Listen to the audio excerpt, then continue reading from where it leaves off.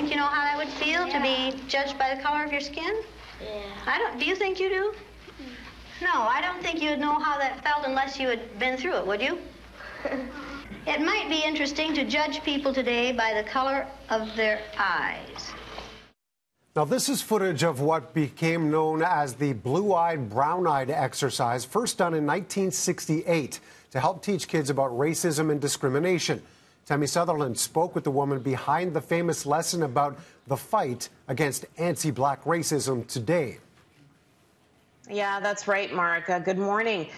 We spoke to Jane Elliott about what was happening today. She says, of course, she is at this point, unfortunately, isn't surprised that this cycle keeps on going. Now, for those of you who have likely seen that video of the blue-eyed, brown-eyed exercise, I'll give you a little background on it.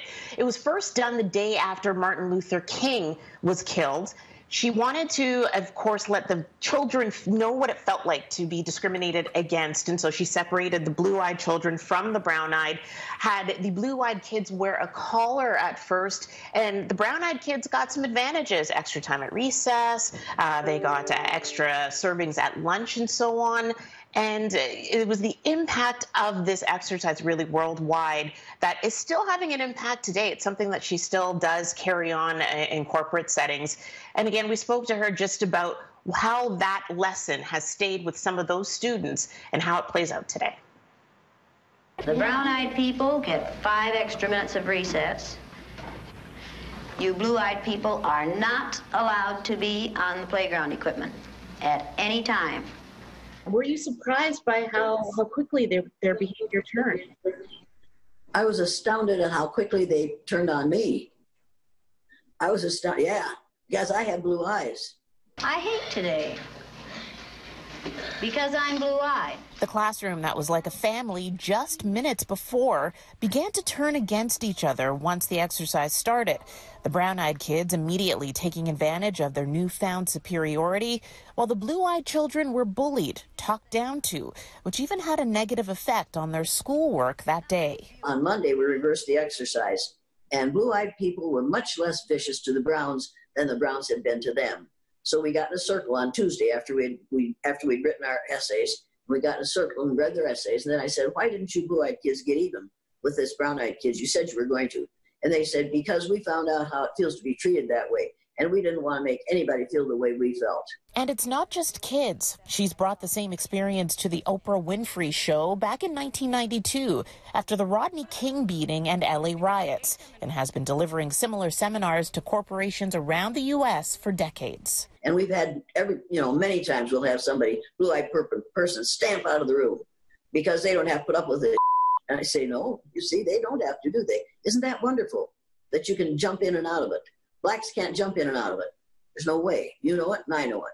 The video of George Floyd being suffocated at the hands of police, sparking protests that Elliott says could be the change we need.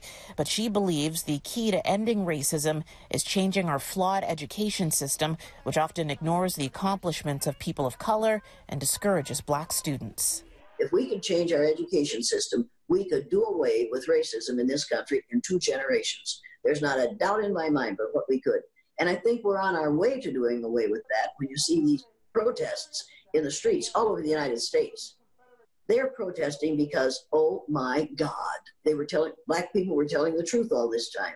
Let's take these collars off. As for the kids in that classroom, Elliott says the lesson in discrimination and pain stayed with the students even after they were all grown up. Why are we surprised when black kids are angry? Because they go through that for a lifetime.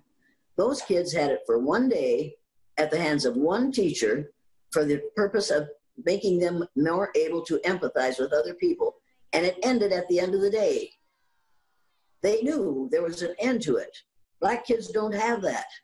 They have it with every teacher from birth to death. And they know it isn't going to end until somebody stands up and says, this has gone on long enough. So there you have it, Mark.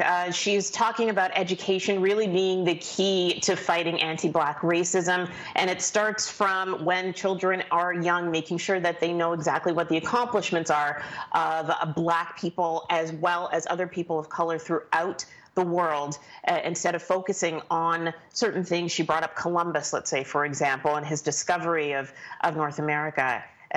She says it's not a discovery. There were people who were already here. He was late to the party, according to her. Know that she has had some impact on the few students that she has come in contact with and others. I know there was some controversy in the beginning over whether or not these kids were being subject to something that maybe they shouldn't, but that's how they're going to be impacted, and there probably won't be any other way unless there is a certain shock value to it.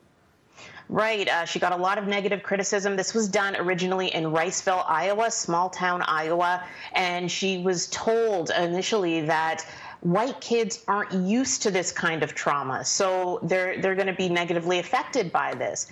Black kids are used to it, and her argument is no kids need to be used to this. No kid should be used to this, and that's part of, again, just getting rid of the anti-Black racism, knowing that you can teach kids what discrimination feels like so that hopefully in 2 generations, like she says, this is something that we can change and eradicate and just completely.